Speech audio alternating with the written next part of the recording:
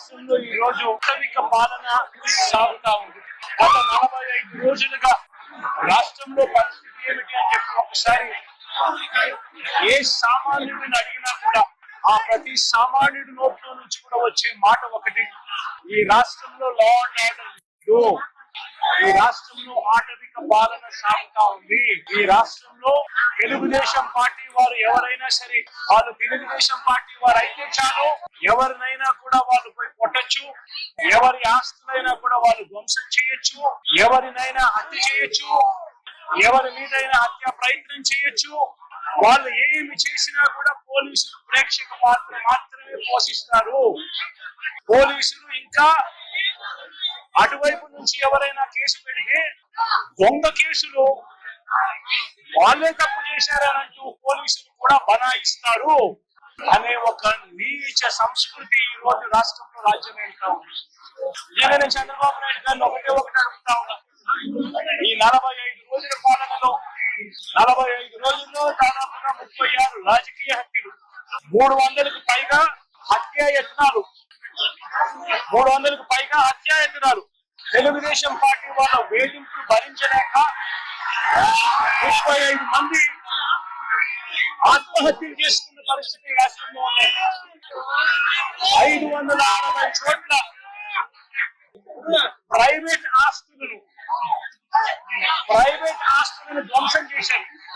ఇంట్లో చొరబడుతున్నారు, ఆస్తులను ధ్వంసం చేస్తా ఉన్నారు, షాపులను కాల్ చేస్తా ఉన్నారు. వైఎస్ఆర్సీపీ సానుభూతి పరుల చీనీ చెట్లు నరికేస్తా ఉన్నారు. ఇటువంటి ప్రైవేట్ ఆస్తులు 560 చోట్ల ప్రైవేట్ ఆస్తులను ధ్వంసం చేశారు. 400 చోట్ల 490 చోట్ల ప్రభుత్వ ఆస్తులను ధ్వంసం చేశారు. 490 చోట్ల ప్రభుత్వ ఆస్తులను ధ్వంసం చేశారు.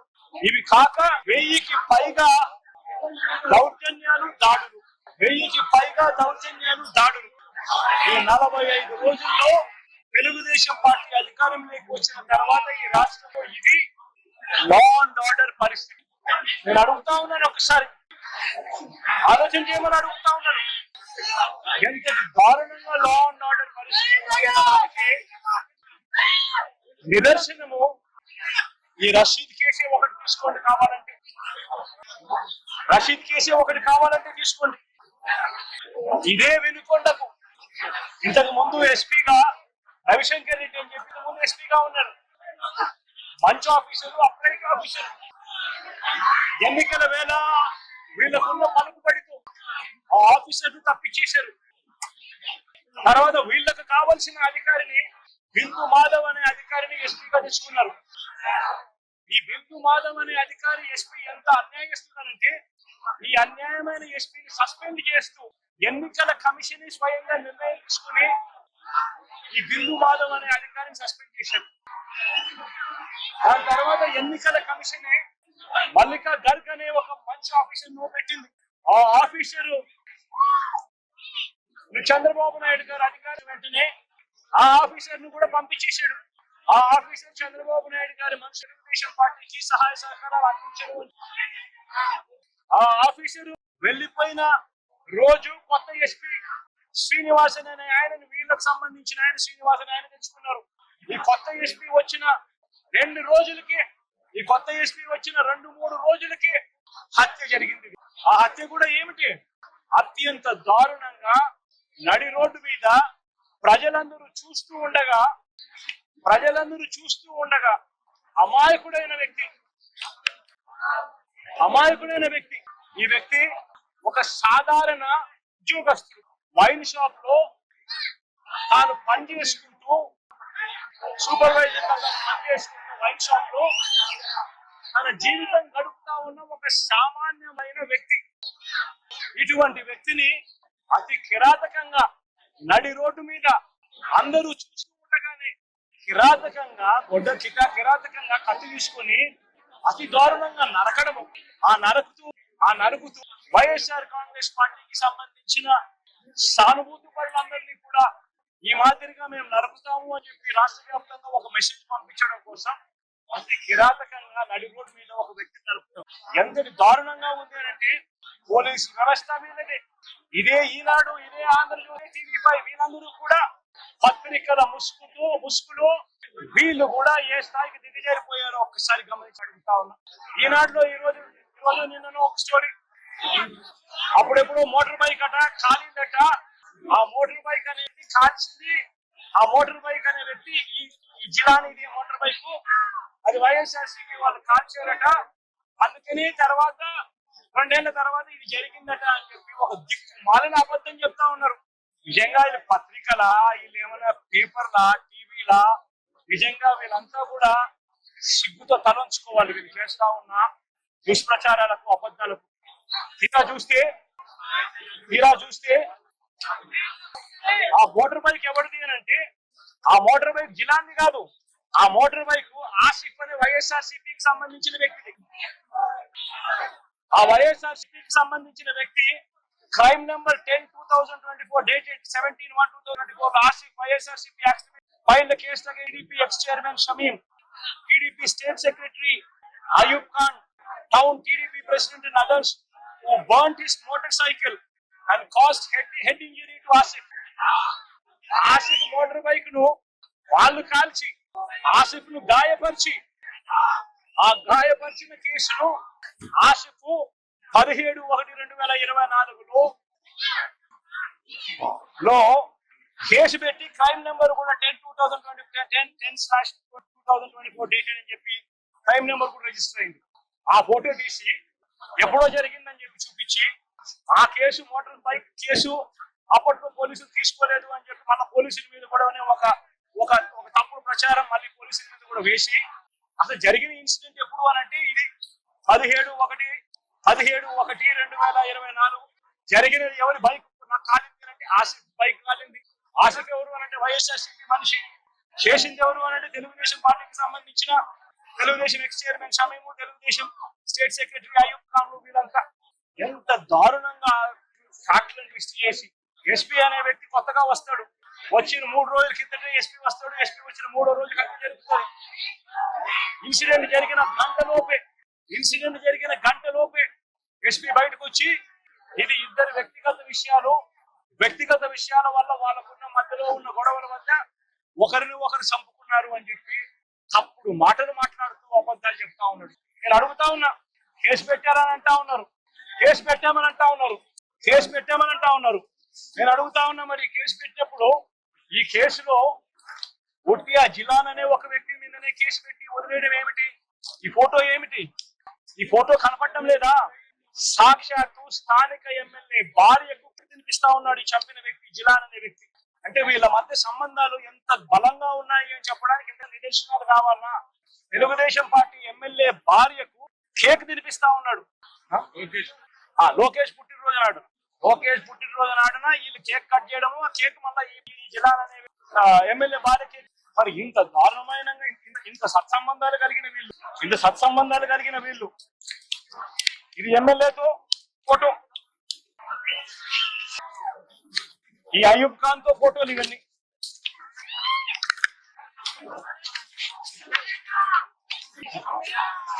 ఇది షమీం ఖాన్ తో ఫోటోలు. మరి వీళ్ళెవరు కేసులు ఎందుకు లేరు? వీళ్ళందరి మీద కేసు ఎందుకు పెట్టలేదు? ఇంతకన్నా అన్యాయం ఎక్కడైనా ఉంటుందా? ఇంతటితో ఆగిపోవడం లేదు. మిథున్ రెడ్డి విషయం కూడా నిన్న కూడా మీరంతా చూశారు మీ కళ్ళతో. సాక్షాత్తు ఒక సిట్టింగ్ ఎంపీ తన నియోజకవర్గంలో తాను తిరగకూడదా? పొంగనూరు అనేది తన నియోజకవర్గం, తన పార్లమెంట్ సెగ్మెంట్ లో ఒక నియోజకవర్గం. ఆ పొంగనూరుకు ఎమ్మెల్యే వాళ్ళ నాయన పెద్దిరెడ్డి రామచంద్రారెడ్డి. ఆ నియోజకవర్గంలో తాను రెడ్డప్ప అని చిత్తూరుకు సంబంధించిన ఎక్స్ ఎంపీ, ఆయన కూడా పొంగనూరులో నివాసం. ఆయన ఇంట్లో కూర్చొని ఉంటే ఏకంగా ఇంటిని దిగ్బంధం చేసి, ఇంటి మీద రాళ్లు వేసి, కారును ధ్వంసం చేసి, రెడ్డప్ప కారును కాల్చేసి పోలీసుల సమక్షంలోనే ఇవన్నీ జరుగుతా ఉన్నాయి అంటే, ఇంతకన్నా దారుణంగా లా అండ్ ఆర్డర్ పరిస్థితి, ఇంతకన్నా దారుణంగా దిగజారిపోయిన పరిస్థితి ఎక్కడైనా కనిపిస్తుందా? దొంగ కేసులు పెడతా ఉన్నారు, పోలీసులు ప్రేక్షక పాత్రగా పోషించే కార్యక్రమం చేయిస్తా ఉన్నారు. చివరికి ఏ స్థాయిలోకి లా అండ్ ఆర్డర్ వెళ్ళిపోతా ఉంది అంటే, లా అండ్ ఆర్డర్ గురించి పట్టించుకునే పరిస్థితిలో పోలీసులు ఎవరు లేరు. లా అండ్ ఆర్డర్ ఏ స్థాయిలో వెళ్ళిపోతా ఉందంటే చివరికి అమ్మాయిల మీద అత్యాచారాలు జరుగుతా ఉన్నాయి. పోలీసులు ఎవరు పట్టించుకోవడం లేదు. అగత్యాలు జరుగుతా ఉన్నా కూడా ఎవరు పోలీసులు పట్టించుకోవడం లేదు. పట్టించుకోవాల్సిన అవసరం ఏముంది? చంద్రబాబు నాయుడు పట్టించుకోవద్దని చెప్తా ఉన్నాడు కదా అని చెప్పి వదిలేసిన పరిస్థితులు నేను అడుగుతా ఉన్నా. ఇదే గతంలో వైఎస్ఆర్సీపీ ప్రభుత్వం ఉన్నప్పుడు ఏ రోజు కూడా తెలుగుదేశం పార్టీ వాళ్ళని చంపండి, తెలుగుదేశం పార్టీ వాళ్ళని కొట్టండి, తెలుగుదేశం లబ్ధిదారులకు మేలు చేయకుండా వదిలేయండి అని ఏ రోజు ఇన్స్ట్రక్షన్స్ ఇవ్వలేదు. ప్రతి అక్క చెల్లెమ్మ కూడా బయటికి పోతే తన ఫోన్ లో దిశ ఆపుండేది. ఆపదలో ఉంటే 5 సార్లు ఫోన్ చేయి, 5 సార్లు ఫోన్ షేక్ చేసినా లేదా SOS బటన్ నొక్కితే చాలు పోలీసులు వెంటనే వచ్చి అక్క ఏమైంది అని చెప్పి తోడుగా ఉండే పరిస్థితులు గతం. ఈ రోజు పరిస్థితులు ఏమిటి? లా అండ్ ఆర్డర్ పూర్తిగా దిగజారిపోయిన పరిస్థితులు కనిపిస్తా ఉన్నాయి. ఎందుకు ఈ మాదిరిగా జరుగుతా ఉంది?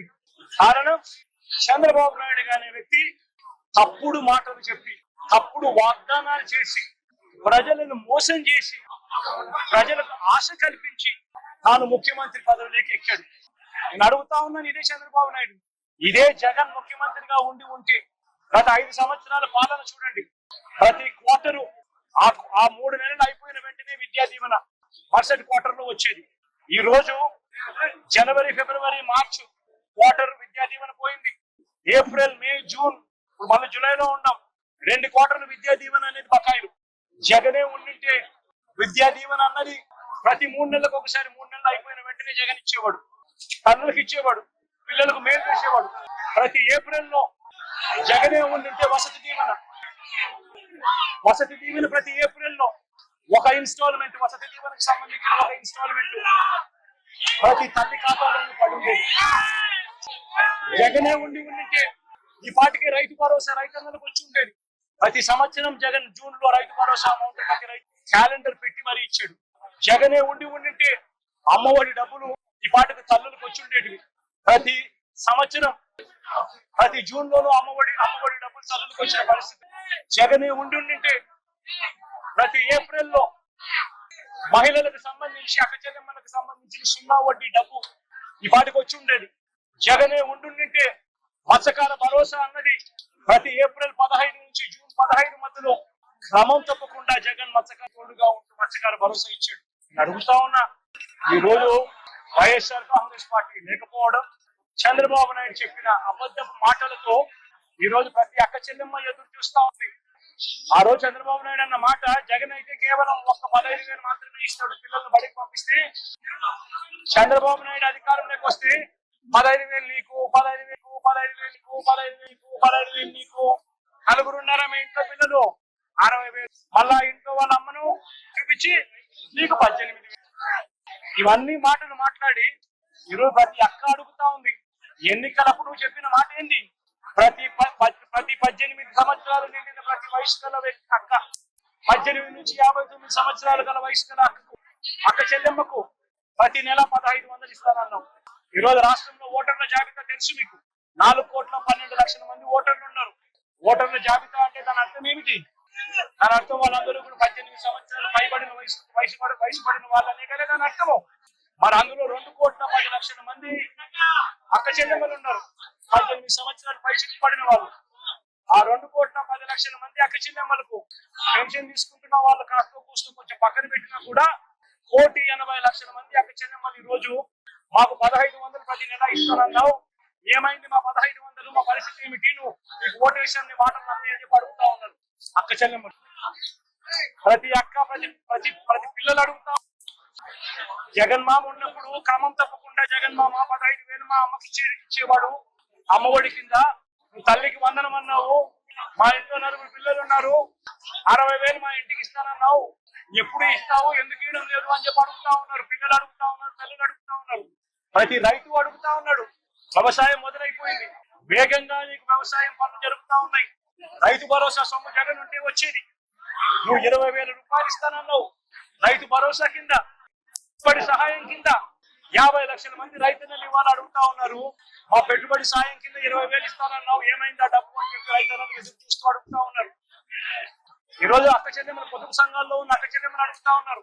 ఏప్రిల్ లో పొదుపు సంఘాలకు 0 వడ్డీకి సంబంధించిన 0 వడ్డీ డబ్బులు కట్టాలి. మరి ఎందుకు సున్నా వడ్డీ డబ్బులు మాకు ఎందుకు కట్టడం లేదు అని అక్క చెల్లెమ్మని అడుగుతా ఉన్నారు. చదువుకుంటున్న పిల్లలు అడుగుతా ఉన్నారు. ఆ అక్క చెల్లెమ్మని అడుగుతా ఉన్నారు. ఆ పిల్లలు చదివిస్తా ఉన్న అక్క చెల్లెమ్మలు మా పిల్లలు చదువులు పోతా ఉన్నారు. కాలేజీలు అడుగుతా ఉన్నాయి ఫీజులు కట్టమని చెప్పి, సర్టిఫికెట్లు ఇవ్వమంటున్నాయి. సర్టిఫికెట్లు ఇవ్వమని చెప్పి కాలేజీలు అంటా ఉన్నాయి. 2 క్వార్టర్లు 2 త్రైమాసికానికి సంబంధించి విద్యా దీవెన ఇవ్వడం లేదు, ఎందుకు ఇవ్వలేదు అని, వసతి దీవెన ఎందుకు ఇవ్వడం లేదు అని చెప్పి తల్లులు అడుగుతా ఉన్నారు. మత్స్యకారులు అడుగుతా ఉన్నారు. మత్స్యకార భరోసా ఏమిటి అని చెప్పి. ఇవన్నిటి నుంచి కూడా చంద్రబాబు నాయుడు ప్రజలను దారి తప్పించేందుకు, ప్రజలెవరూ కూడా ప్రశ్నించే పరిస్థితి రాకూడదు అనే ఉద్దేశంతో ప్రజల్లో భయాందోళన క్రియేట్ చేసే కార్యక్రమంలో భాగంగా ఈ మాదిరిగా దాడులు చేస్తూ, ఈ మాదిరిగా అన్యాయాలు చేస్తూ, ఈ మాదిరిగా తాను దిగజారిన రాజకీయాలు చేస్తా ఉన్నాడు. ఇది నేను ఒకటే హెచ్చరిస్తా ఉన్నా, ఖచ్చితంగా వీటి మీద ప్రొటెస్ట్ జరుగుతుంది. అసెంబ్లీ రోజున, గవర్నర్ ప్రసంగం రోజున, ఉభయ సభలను ఉద్దేశించి గవర్నర్ మాట్లాడే ప్రసంగంలో గవర్నర్ ను ఖచ్చితంగా నిలదీస్తూ, గవర్నర్ ప్రసంగాన్ని ఎటు తగ్గుతూ గవర్నర్ ఖచ్చితంగా నిలదీస్తూ వైఎస్ఆర్సీపీ గలం విప్పి, దాని తర్వాత ఖచ్చితంగా మళ్ళీ మంగళవారము వైఎస్ఆర్సీపీకి సంబంధించిన ఎమ్మెల్సీలు, ఎమ్మెల్యేలు, ఎంపీలు, రాజ్యసభ సభ్యులు, లోక్సభ సభ్యులు అందరూ కూడా ఢిల్లీకి వెళ్తారు. వెళ్ళి బుధవారము ఢిల్లీలో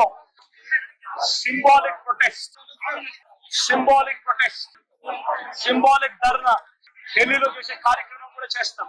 రాష్ట్రం జరుగుతా ఉన్న దాడులు, రాష్ట్రంలో ఉన్న లా అండ్ ఆర్డర్ పరిస్థితులను దేశమంతా కూడా చూసేట్టుగా, దేశమంతా కూడా దీన్ని గమనించి, దేశమంతా కూడా దీన్ని వాళ్ళు కూడా ప్రొటెస్ట్ చేసే విధంగా దీన్ని హైలైట్ చేసే కార్యక్రమం చేస్తాం. ప్రధానమంత్రి గారి అపాయింట్మెంట్ ఇప్పటికే అడగడం జరిగింది. అమిత్ షా గారిని ప్రెసిడెంట్ అపాయింట్మెంట్ కూడా అడగడం కూడా జరుగుతుంది. వీళ్ళందరూ కూడా అపాయింట్మెంట్ ఇస్తే వీళ్ళందరినీ కూడా కలిసి వీళ్ళందరికీ కూడా చెప్పే కార్యక్రమం కూడా చేస్తాం. ఈసీలో చెప్పేటప్పుడు నువ్వు స్లోప్ అవుతుంది కదా, నువ్వు ఎంత ఆంధ్రజ్యోతి విలేకరు అయితే మాత్రం మధ్యలో వచ్చి చెప్పడం ధర్మం కాదు కదా. ఏం చెప్తాం, సీరియస్ గా జరుగుతా ప్రధానమంత్రి అపాయింట్మెంట్, హోంమంత్రి అపాయింట్మెంట్, ప్రెసిడెంట్ గారి అపాయింట్మెంట్, వీళ్ళ ముగ్గురు అపాయింట్మెంట్ కూడా అడగడం జరుగుతా ఉంది. వీళ్ళ ముగ్గురిని కూడా కలిసే కార్యక్రమం కూడా జరుగుతుంది. వాళ్ళ అపాయింట్మెంట్ ఇస్తే వాళ్ళని కూడా కలిసే కార్యక్రమం జరుగుతుంది. జరిగి వీళ్ళందరినీ కూడా రాష్ట్రంలో జరుగుతా ఉన్న దిగజారిన పరిస్థితులను ఎక్స్ప్లెయిన్ చేసి, రాష్ట్రంలో ప్రెసిడెంట్ రూల్ పెట్టాల్సిన అవసరం ఎంత ఉంది అని చెప్పి కూడా గట్టిగా వాళ్ళ దృష్టికి తీసుకుని పోవడం కూడా జరుగుతుంది.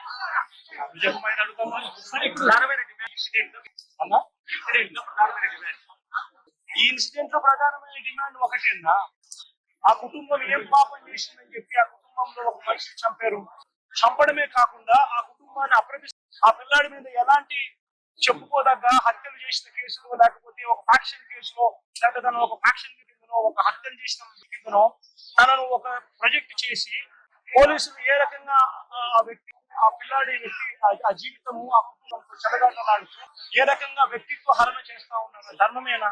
రేపు మీకైనా కానీ ఎవరైనా కూడా ఇదే మాదిరిగా చేసి మీరు హత్య కాబట్టి సింపతైజ్ చేయాల్సింది పోయి, సింపతైజ్ చేయకపోగా మీరు హత్య రాజకీయాలు చేసే వాళ్ళు అన్నట్టుగా, మీరు ఫ్యాక్షన్ రాజకీయాల్లో ఉన్నట్టుగా, మీరు ఇంతకు ముందు ఏదో చేశారని చెప్పి తప్పుడు ప్రచారం చేసి, ఆ తప్పుడు ప్రచారంలో భాగంగా మీకు చంపారని చెప్పి మీ మీద చేస్తే మీకు నచ్చుతుందా? కనీసం పోలీసులు అనే వాళ్ళు ప్రేక్షక పాత్ర వీడి చంద్రబాబు నాయుడు అనే వ్యక్తి క్షమాపణ చెప్పాలి. మోస్ట్ ఇంపార్టెంట్ థింగ్, రాష్ట్రంలో జరుగుతా ఉన్న దాడులను తాను ఖండించి క్షమాపణ చెప్పి ఇక మీదట ఇలాంటి పరిస్థితులు ఉండవు అని చెప్పి ప్రజలకు భరోసా ఇవ్వాలి. వైఎస్ఆర్సీకి ఓటు వేసిన వాళ్ళకు కూడా భరోసా ఇవ్వాలి. ఎందుకంటే ఈ రోజు ముఖ్యమంత్రిగా తాను ఉన్నాడు అని అంటే కేవలం వైఎస్ఆర్ నుంచి కూడా ఒక 10% ఓట్లు అటువైపున తన మోసానికి అటువైపున నమ్మి అటువైపు పోయిన ఓట్లే కదా. ధర్మంగా అది కదా ఈ మాదిరిగా చేయడం. మొట్టమొదటిసారిగా చంద్రబాబు నాయుడు క్షమాపణ చెప్పాలి. పోలీసులు వాళ్ళ విధులు నిష్పక్షపాతంగా చేసే విధంగా పోలీసులు అడుగులు ముందుకు వేయాలి. ఇవన్నీ జరిగే దానికోసమే ఒత్తిడి తీసుకొచ్చే కార్యక్రమంలో భాగంగా